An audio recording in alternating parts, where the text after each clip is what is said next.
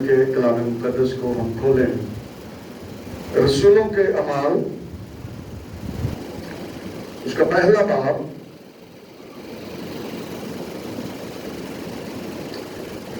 اس کی 8ویں آیت سے 11ویں آیت تک خداوند کے کلام مقدس میں سے تلاوت کروں گا۔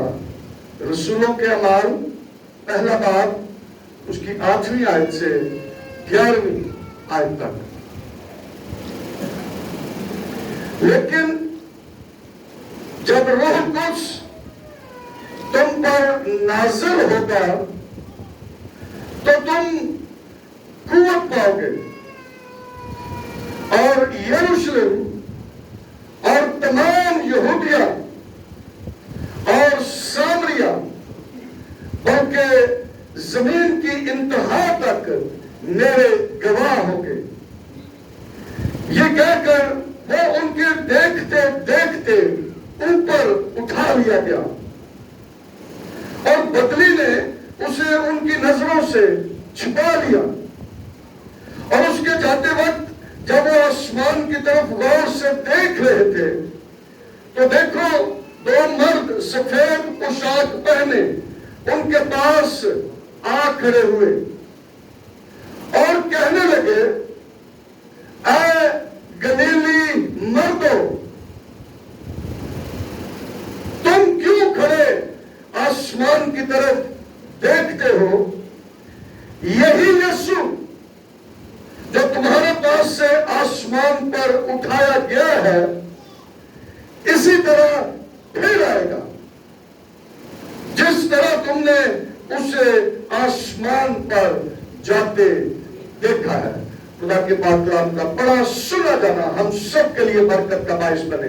آمین۔ تشریف رکھیں۔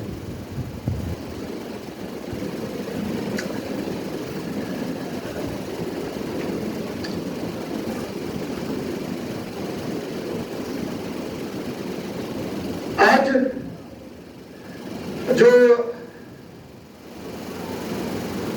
ٹاپک ہے وہ یسوع مسیح کا آسمان پر اٹھایا جانا ہے، اور اس کو سمجھنا ہمارے لیے بہت ضروری ہے، اور اس کے پیچھے جو کام ہے ان کو بھی جاننا ہے کہ یسوع مسیح آسمان پر گئے ہیں تو کیا کام ہوئے، اس کا ہمیں کیا فائدہ ہوا ہے۔ کوئی جب سے یہ زمین بنی ہے، آدم اس دنیا میں آیا ہے، تب سے لے کر یسوع مسیح تک، اور اس کے بعد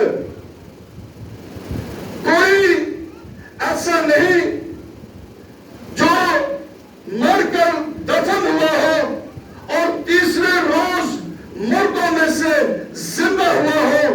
وہ صرف اور صرف آپ کا اور میرا خداوند یسوع مسیح ہے، جو موت اور قبر پر فتح پا کر خدا باپ کی دائنی طرف ہے۔ آمین۔ یسوع مسیح ہے، یسوع جیسا کوئی نہیں ہے۔ اور اعمال کے اندر جب مقدس پطرس رسول نے واعظ کیا تو اس نے کہا، اے بھائیوں، میں قوم کے بزرگ داؤد کے حق میں تم سے دلیری کے ساتھ کہہ سکتا ہوں کہ وہ موا۔ کون موا؟ داؤد۔ وہ کہہ رہا ہے کہ داؤد کے حق میں تم سے دلیری کے ساتھ کہہ سکتا ہوں کہ وہ موا اور دفن بھی ہوا، اور اس کی قبر آج تک ہم میں موجود ہے۔ لیکن یسوع مسیح وہ واحد ہے جس کی قبر آج بھی خالی ہے۔ یسوع مسیح کے لیے زوردار تالیاں، اس کے لیے جو موت اور ابلیس پر فاتح ہے، اور اسی کے سبب سے ہمیں بھی فتح ملتی ہے۔ یہ آج کا جو ٹاپک ہے یہ بڑا ہونا بھی ہمارے لیے اتنا ہی ضروری ہے. یسوع مسیح مردوں میں سے زندہ ہونے کے بعد 40 دن تک شاگردوں کو نظر آتا رہا اور اپنے آپ کو ان پر زندہ ظاہر کرتا رہا اور ان کو تاکید کی اور ان کو حکم دیا کہ یروشلم سے باہر نہ جان اور اس وعدے کے پورا ہونے کا منتظر رہنا جس کا وعدہ تم سے کیا گیا ہے کہ میں جاتا ہوں اور تمہارے لیے دوسرا مددگار بھیجوں گا. یسوع مسیح آسمان پر اٹھائے جانے کے بعد خدا باپ کی دائیں طرف بیٹھ گیا. آمین. خدا باپ کی دائیں طرف بیٹھ گیا. لیکن اب یہ جو وہاں پر بیٹھ گیا ہے اس کے پیچھے جو کام ہے ان کو سمجھنا ہمارے لیے بہت ضروری ہے. کچھ لوگوں کا خیال ہے کہ یسوع مسیح بغیر مرے ہی یہ کام کر سکتا تھا. لیکن آج ہم اس بات کو بھی سیکھیں گے کہ اس کا مرنا اور مردوں میں سے زندہ ہونا ہمارے ایمان کو مکمل کرتا ہے اور ان پیشن گوئیوں کو بھی پورا کرتا ہے جو اس کے لیے کی گئی تھی. کچھ لوگوں کا خیال ہے, ہمارے پڑوسی بھی یہ کہتے ہیں کہ کوئی اور اس کی جگہ مر گیا. اگر کوئی اور اس کی جگہ مر گیا تو زندہ پھر کون ہوا؟ اگر زندہ کوئی اور ہوا تو آسمان پر کون گیا؟ کسی اور کو تو یہ حق حاصل ہی نہیں ہے کہ وہ خدا کی حضوری میں جا سکے. یہ تو خدا باپ کی دائیں طرف جا کر بیٹھ گیا, براجمان ہو گیا. یہ اگر کوئی اور ہے تو وہ کیسے خدا کی حضوری میں جا سکتا ہے؟ یہاں پر شریعت کے اندر جو عکس ہے وہاں پر کوئی کاہن, سردار کاہن بھی اگر وہ خدا کی حضوری میں جاتا ہے ذرا سا بھی اس کے اندر گناہ وہ مر جاتا ہے. تو یہ کون ہے جو حقیقت والے بالا خانہ کے اندر حقیقت میں جو خدا کی حضوری میں جا کر زندہ رہے؟ یہ کون ہے؟ یہ صرف اور صرف ہمارا خداوند یسوع مسیح ہے جو باپ کی دائیں طرف بیٹھا ہے اور اسی نے موت اور قبر پر فتح پائی ہے. یہ کوئی اور نہیں ہے. یہ بادشاہوں کا بادشاہ ہے. یہ خداوندوں کا خداوند ہے.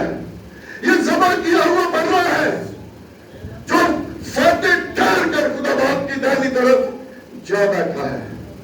اب کیا ہوا ہے وہاں پر جب وہ گیا ہے تو کیا یہ باتیں جو کام ہوئے ہیں ان کو سمجھنا ہمارے لیے ضروری ہے. جب وہ ہمیں اپنی میراث کے وارث بناتا ہے تو میراث کے وارث اس وقت تک نہیں بنا جا سکتا جب تک وارث زندہ ہے. اگر باپ کی 10 مرلے زمین ہے وہ اس وقت تک بچوں کی میراث نہیں بن سکتی یا بچوں کو شفٹ نہیں ہو سکتی جب تک وہ باپ مر نہیں جاتا. اور بعض اوقات باپ جو ہے وہ اپنی وراثت لکھ دیتے ہیں کہ میرے مرنے کے بعد ایسے ایسے جائیداد کی تقسیم ہو جائے, لیکن جب تک وہ زندہ ہے وہ اسی کی میراث ہے. لیکن جب وہ مر جاتا ہے تو پھر اس کی میراث جو ہے وہ بچوں میں ٹرانسفر ہو جاتی ہے, تقسیم ہو جاتی ہے. یسوع مسیح کا مرنا ضروری تھا تاکہ ہم اس میراث کے وارث بن جائیں جس کا وعدہ اس نے کیا ہے.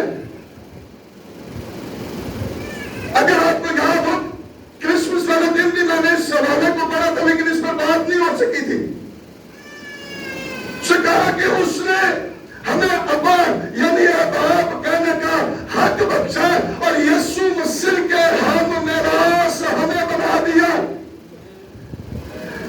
جب تک یسوع زندہ رہتا اس کی وہ میراث ہم تک ٹرانسفر نہیں ہونی تھی. اور جب وہ مرا پھر وہ وراثت وہ میراث جو ہے آگے دوسروں تک ٹرانسفر ہوئی. اور میں اس کے حوالے کو پڑھوں گا عبرانیوں 9 باب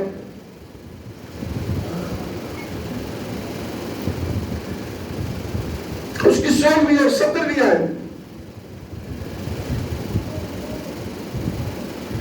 کیونکہ جہاں وصیت ہے وہاں وصیت کرنے والے کی موت بھی ثابت ہونا موجود ہے. اس کی موت کا ہونا ضروری ہے. کئیوں نے دیکھا نا وہ اپنے پیو کی جائیداد کو حاصل کرنے واسطے انہوں نے پیو کو مار بھی دیتا. یہ مرے گا تو یہ جائیداد سانو ملے گی. بعض اوقات کوئی دوسری شادی کر لیتا تو بیوی انہوں نے نال رل کے پیو کو مار دینی کہ یہ جائیداد جہی سانو مل جائے اسی یہ وارث بن گئی. جب تک وہ زندہ ہے اس وقت تک وہ میراث ان کو ٹرانسفر نہیں ہو سکتی. یہاں پر عبرانیوں کا مصنف اسی بات کو بیان کرتا ہے کیونکہ جہاں وصیت ہے وہاں وصیت کرنے والے کی موت بھی ثابت ہونا ضرور ہے. یعنی انشورنس کمپنیاں جھوٹیاں موتاں کرا کے تو انہاں انشورنس کے پیسے جڑے نے نا وہ لے لے. اس موت کو انہوں نے ثابت کیا کہ یہ بندہ مر گیا ہے. یہی بات عبرانیوں کا مصنف بھی لکھتا ہے کہ وصیت کرنے والے کی موت بھی ثابت ہونا ضرور ہے اس لیے کہ وصیت موت کے بعد ہی جاری ہوتی ہے. کہو سر موت کے بعد وصیت موت کے بعد جاری ہوتی ہے اور جب تک وصیت کرنے والا زندہ رہتا ہے اس کا اجرا نہیں ہوتا. اس لیے یسوع مسیح کا مرنا ضروری تھا کہ وہ وصیت جو ہے وہ آگے لوگوں تک ٹرانسفر ہو جائے. آمین. اس لیے یسوع مسیح ہوا دفن ہوا تاکہ ہم اس میراث کے وارث بن جائیں. وہ وصیت جو ہے وہ ہم تک پہنچ گئے اس کا اجرا ہو جائے اور ہم اس میراث کے وارث بن سکیں. دوسری بات شریعت کے اندر ہمیں عکس نظر آتا ہے. اصل حقیقت کیا ہے کسی کو کبھی کچھ پتا نہیں لگ سکا. شریعت کے اندر ہر سال قربانیاں گزرانتے اور پھر وہ قربانیاں سال بسال گناہوں کو یاد دلاتی رہتی.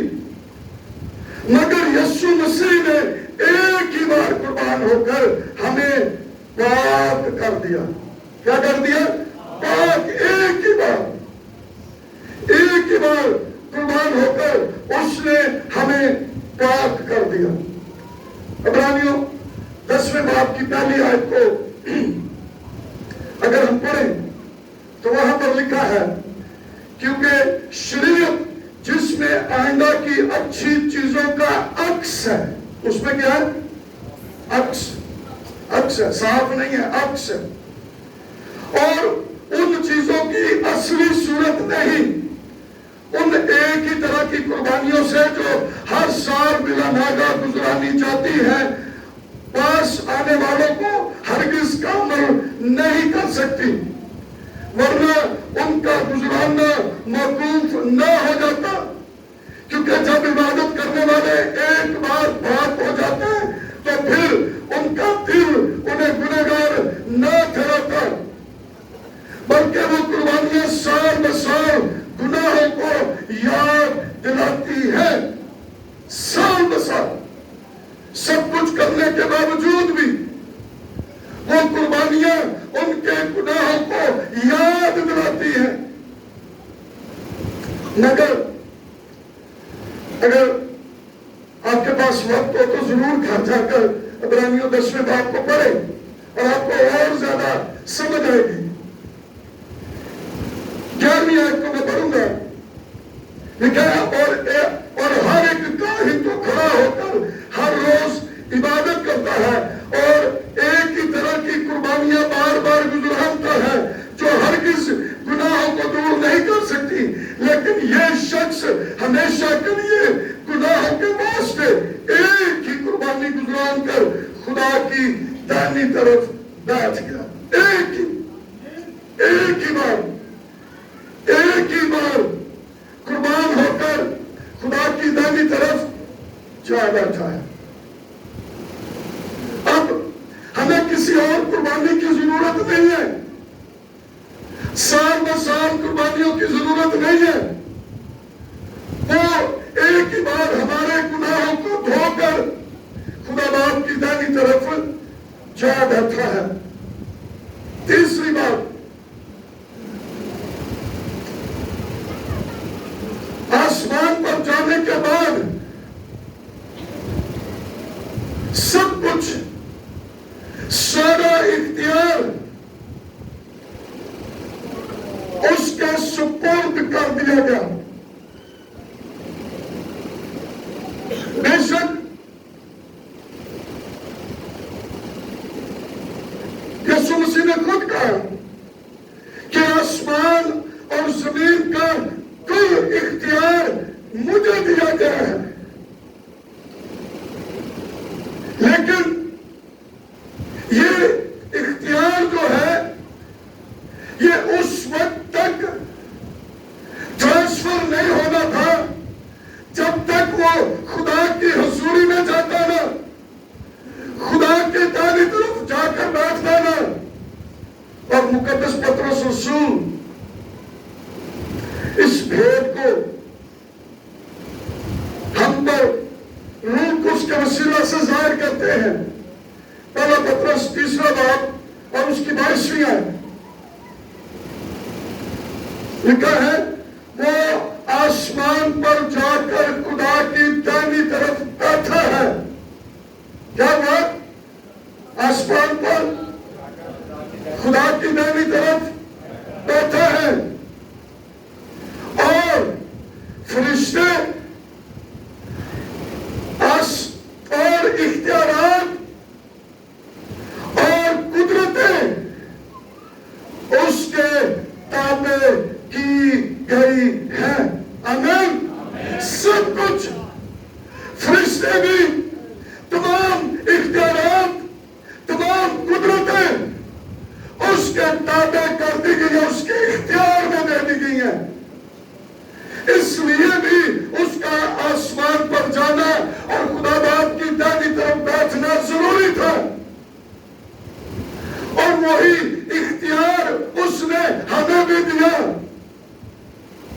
اسی کے وسیلہ سے اس اختیار کو ہم بھی حاصل کرتے ہیں.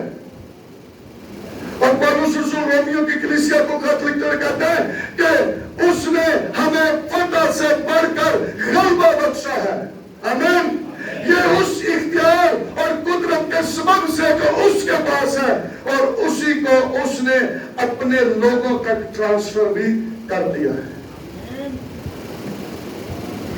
اس کے پاس اختیار ہے فرشتوں پر. سارے اختیارات کا مالک وہ ہے. ساری قدرتیں اس کے اختیار میں کر دی گئی ہیں. اور اب جو اس پر ایمان لاتے ہیں ان کو بھی وہ اپنا اختیار دے دیتا ہے. اس لیے اس کا آسمان پر جانا اور خدا باپ کی دائنی طرف بیٹھنا ضروری تھا کہ یہ سارا اختیار، قدرتیں اس کو حاصل ہو جاتی اور اسی کے وسیلہ سے یہ سب کچھ ہمیں بھی ٹرانسفر ہو گیا ہے.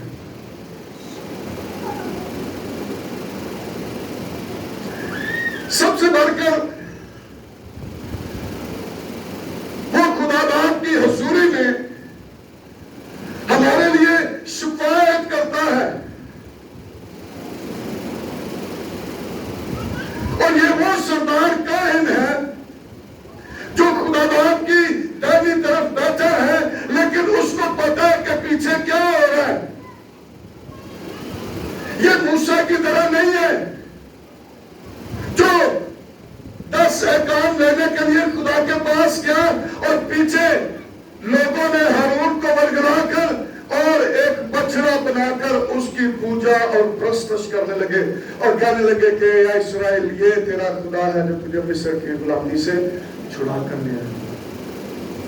یہ وہ نہیں ہے جس کو پتہ ہی نہیں ہے کہ نیچے کیا ہو رہا ہے. پھر بھی جب وہ پہاڑ سے واپس آ رہے ہیں تو وہ آئینے لگا رہے ہیں. یہ نیچے کیسا شور ہو رہا ہے، یہ نہ فتح مندی کا نعرہ ہے، یہ نہ کوئی اور کام ہے، یہ کیا ہے ان کو نہیں پتا. لیکن ہمارا جو سردار کاہن جو باپ کی حضوری میں بیٹھا ہے، اس کو پتا ہے کہ نیچے کیا ہو رہا ہے. وہ اپنے لوگوں کے دلوں اور گردوں کو جانچتا ہے. اس کو پتا ہے سب کچھ اس کے سامنے کھلی کتاب کی مانند ہے. سب کچھ میں نے پچھلے 2-3 اتوار پہلے اس پر کلام ہم سن چکے. وہ سب کچھ جانتا ہے، اس کو پتا ہے. پچھلے اتوار بھی میں نے یہ بات اس کا کیا تھا. جو مقاشفہ کے اندر 7 کلیسیوں کو خط لکھے گئے، ان کے اندر ہر بار کلیسیا کو یہ بات کہے گی، میں تیرے کاموں کو جانتا ہوں. وہ خدا باپ کی حضوری میں ہے، وہ ہم میں سے ہر ایک کے کام کو جانتا ہے. اسے پتا ہے کون کیا کر رہا ہے. سب کچھ اس کے سامنے ہے، اس سے کچھ بھی چھپ نہیں سکتا ہے. اور یہ وہ ہے جو باپ کے حضور ہمارے لیے شفاعت کر رہا ہے. اب آپ اس کو 1 سال اور دے دیں، اگر آئندہ کو یہ پھل لائے تو ٹھیک، ورنہ اس کو کاٹ دیں.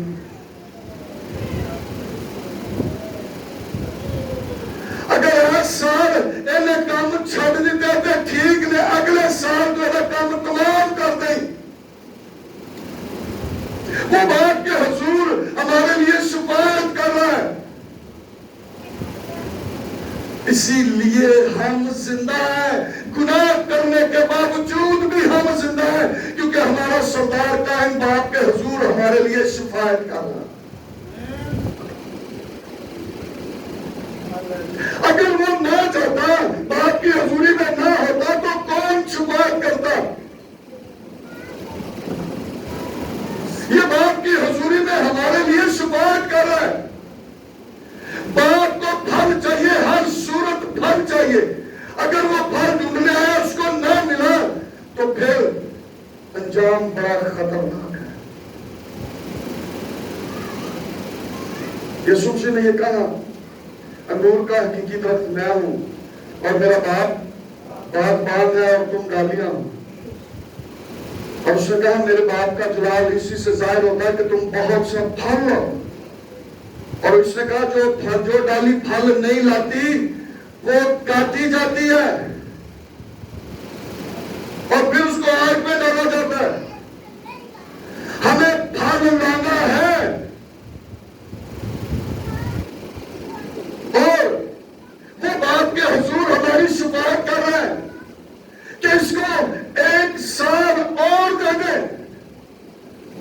2022 تک تو پھل نہیں لا سکا، لیکن 23 کا سال اس کو اور دے دے. اگر آئندہ کو پھل لایا تو ٹھیک، ورنہ اس کو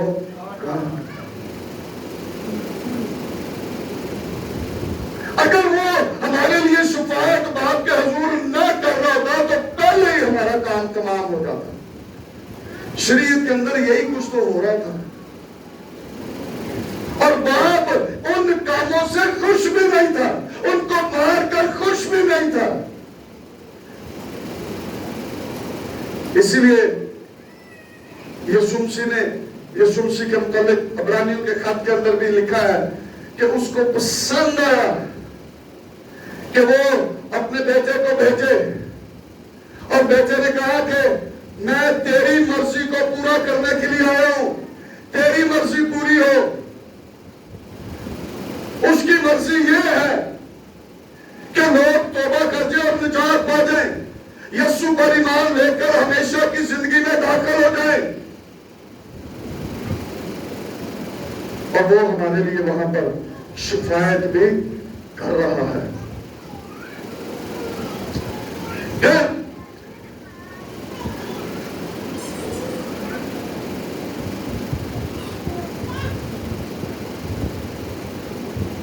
اس کا آسمان پر جانے کا ایک اور بھی مطلب ہے، مقصد ہے، مرنا اور دفن ہونا اور پھر آسمان پر جانا۔ افسیوں کے خط کے اندر، افسیوں چوتھے باب کی آخری آیت کے اندر اور زبور 68 اور اس کی 18ویں آیت کے اندر یہ پیشن گوئی کی گئی تھی، تو نے عالم بالا کو صعود فرمایا، تو قیدیوں کو اپنے ساتھ لے گیا۔ اگر وہ یہ سب کچھ نہ کرتا تو قیدی ادھر ہی رہتے، وہیں پر پڑے رہتے، اس کو ان کی بھی فکر تھی، اس لیے وہ مرا اور دفن ہوا اور آمنے روانے اترا تاکہ ان قیدیوں کو اپنے ساتھ آسمان پر لے جائے۔ پھر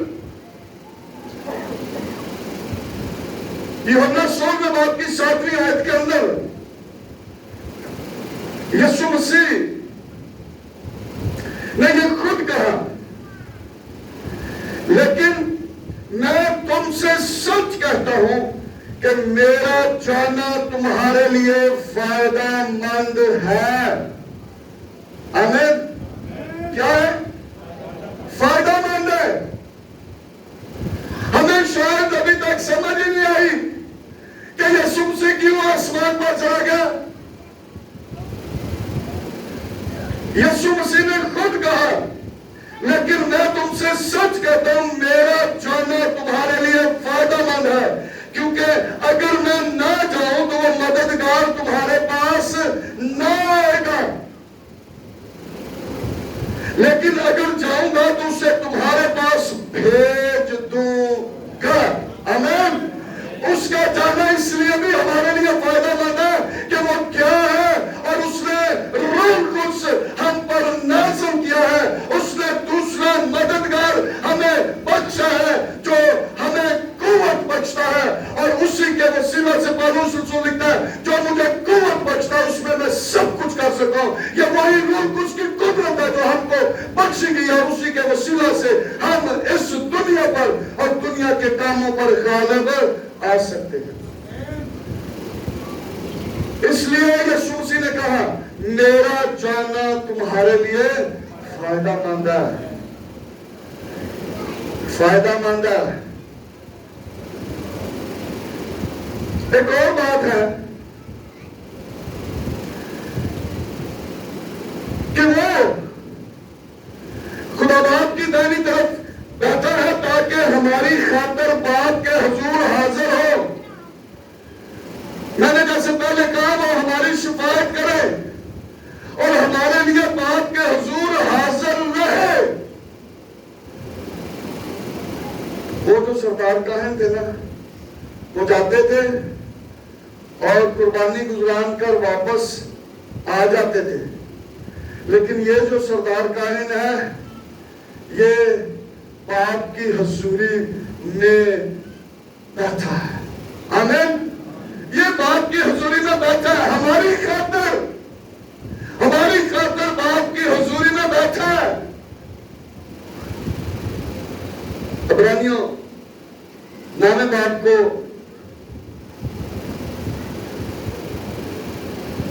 عبرانیوں 9 باب کی 22ویں آیت سے میں پڑھوں گا۔ بس ضرور تھا کہ آسمانی چیزوں کی نقلیں تو ان کے وسیلہ سے پاک کی جائیں، مگر خود آسمانی چیزیں ان سے بہتر قربانیوں کے وسیلہ سے. یہ جو ٹاپک ہے نا، یہ اس پر سارے دن کی جو ہے وہ ٹیچنگ دی جا سکتی ہے. تو اس لیے میں ان ساری باتوں پر میں بات نہیں کر سکتا. 24ویں آیت کے اندر لکھا ہے، کیونکہ مسیح اس ہاتھ کے بنائے ہوئے پاک مکان میں داخل نہیں ہوا جو حقیقی پاک مکان کا نمونہ ہے، بلکہ آسمان ہی میں داخل ہوا تاکہ اب خدا کے روبرو ہماری خاطر حاضر ہو.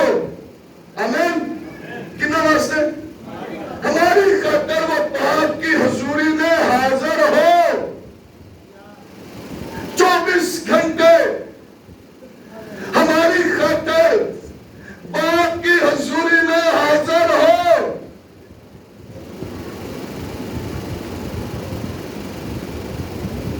مقدس یوحنا رسول اپنے خط کے اندر لکھتے ہیں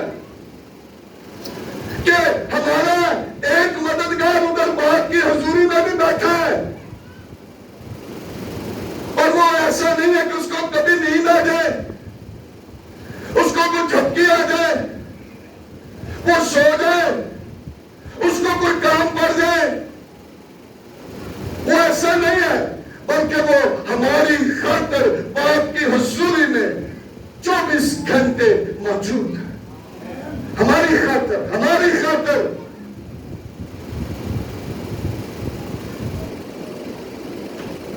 اب میں اس کو ختم کرنا چاہتا ہوں.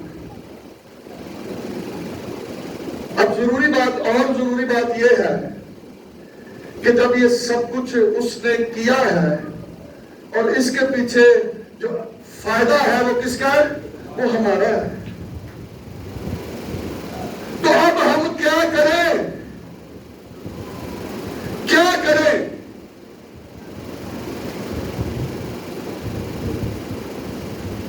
پہلا کام، ہم نے جو اقرار کیا ہے اس اقرار پر قائم رہیں. آمین.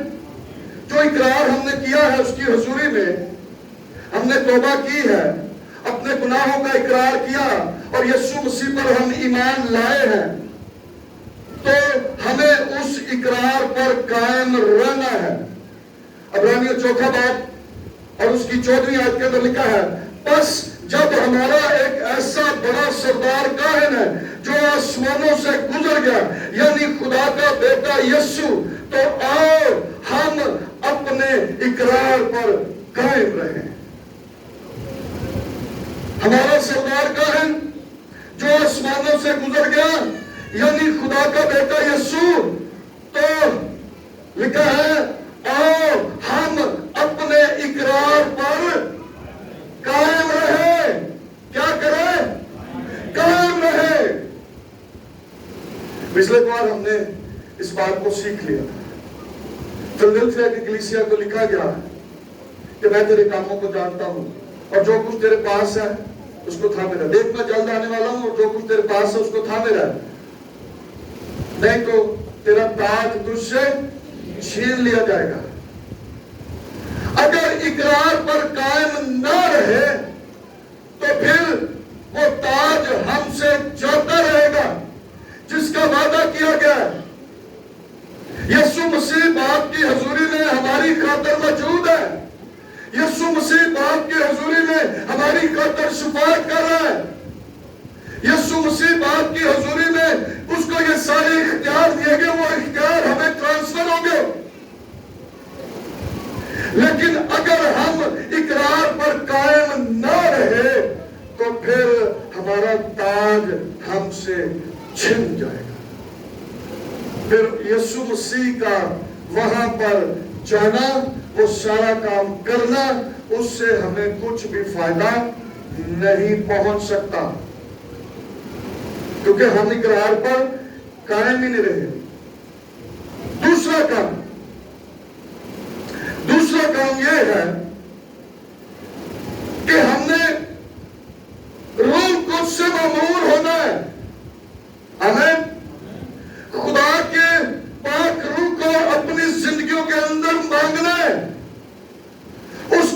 سے معمور ہونا ہے.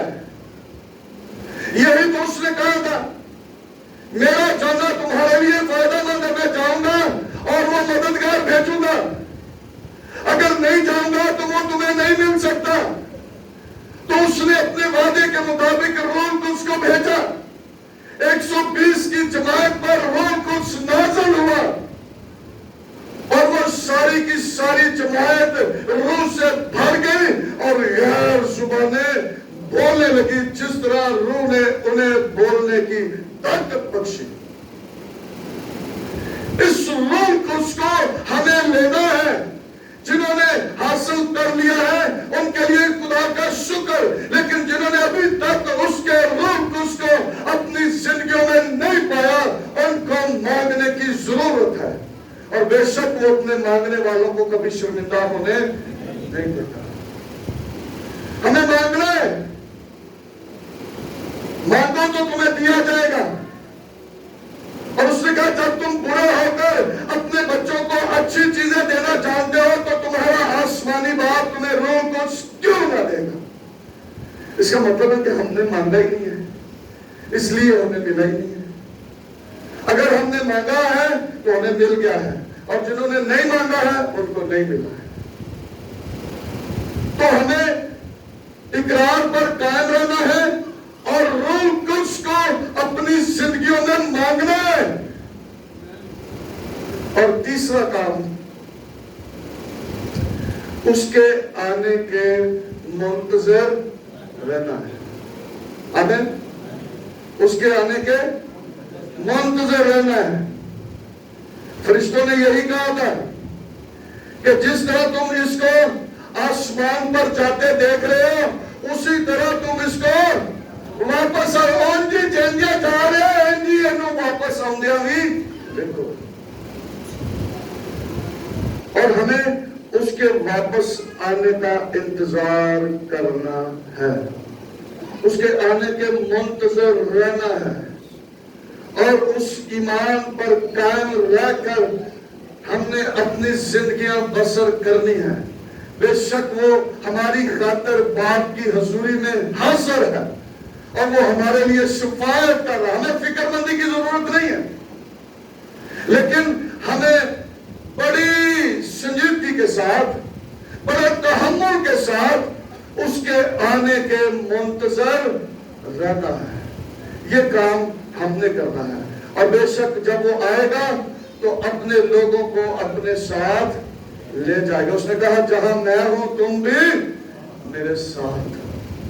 تو وہی اس کے ساتھ رہیں گے جو اقرار پر قائم ہے, جو ایمان پر قائم ہے, جنہوں نے جو کچھ ان کے پاس ہے اس کو تھامے ہوئے ہیں, اس کو چھوڑا نہیں ہے, جو اس کے آنے کے منتظر ہے انہی کو وہ اپنے ساتھ باتوں پر لے کر جائے گا. اور وہ پہلے گیا ہے اور وہاں پر وہ ہمارے لیے جگہ بھی تیار کر رہا ہے. یہ بھی ایک بات ہے کہ وہ وہاں پر ہمارے لیے کیا کر رہا ہے, جگہ تیار. اس نے کہا میں جاتا ہوں تاکہ تمہارے لیے جگہ تیار ہو. اب وہ ہمارے لیے جگہ تیار کر رہا ہے اور پھر وہ آئے گا اور ہمیں اپنے ساتھ لے جائے گا. اور یہ جو ہمارے لیے وہاں پر جگہ ہے نا, وہ محل ہے. محل سمجھتے محل, کہانیاں جو سننے ہیں محل, انگلش میں لکھا مینشن, بڑے بڑے گھر محل ٹائپ جن کو تیار کرنے کے لیے وہ گیا ہے اور پھر وہ آئے گا اور ہمیں اپنے ساتھ لے جائے گا.